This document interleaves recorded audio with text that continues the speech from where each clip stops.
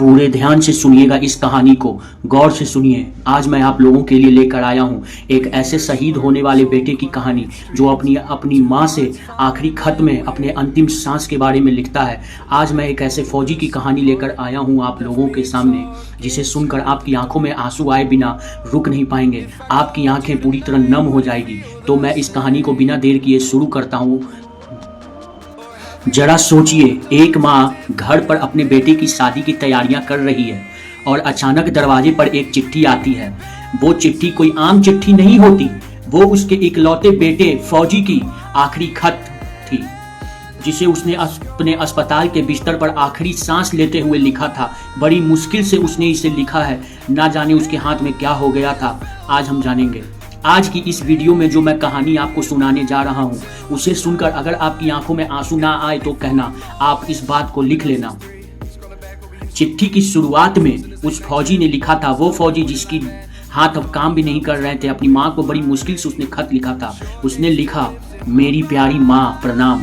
माँ, तूने हमेशा कहा था ना कि जब भी तुझे चोट लगे तो रोना नहीं चाहिए बल्कि बहादुर बनना चाहिए। ये बात उसने अपनी माँ की गांठ बांध ली थी।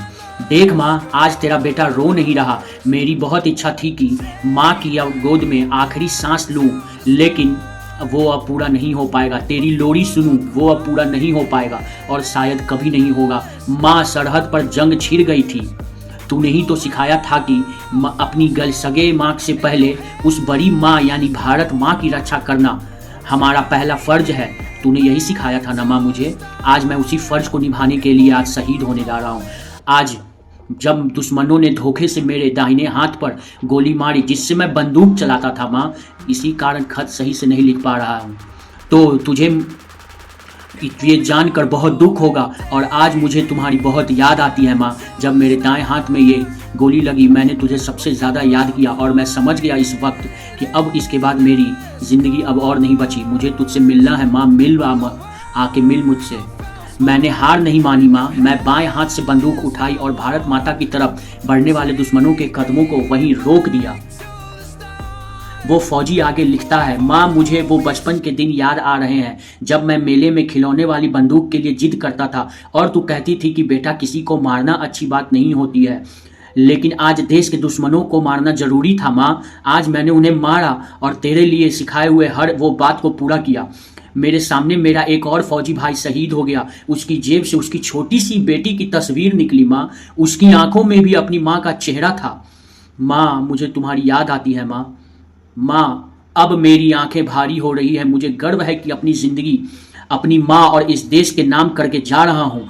अब जब भी तुझे मेरी याद आए ना माँ, तो रोना मत। बस रात को आसमान के चमकते हुए तारे को देख लेना। वो तेरा बेटा ही होगा जो वहां से तुझे देखकर मुस्कुरा रहा होगा माँ। माँ, मैं जा रहा हूँ, आके मिल मुझसे माँ। अलविदा माँ, जय हिंद।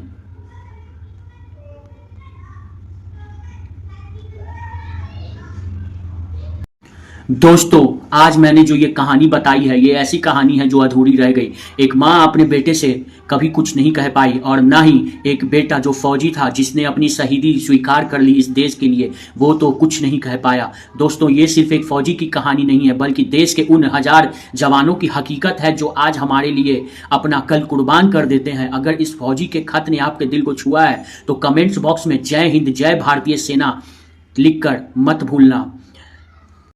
अगर तुम इस देश के सच्चे भारतवासी हो तो इस वीडियो को जितना हो सके उतना भारतीय जवानों तक ये जरूर पहुंचाएं। इसे शेयर करें, वीडियो को लाइक करें और जवान, जितने भी भारतीय जवान हैं, उन सबके बलिदान को एक बार याद करें। चैनल को सब्सक्राइब जरूर कर लें। मिलते हैं अगली वीडियो में। जय हिंद, वंदे मातरम।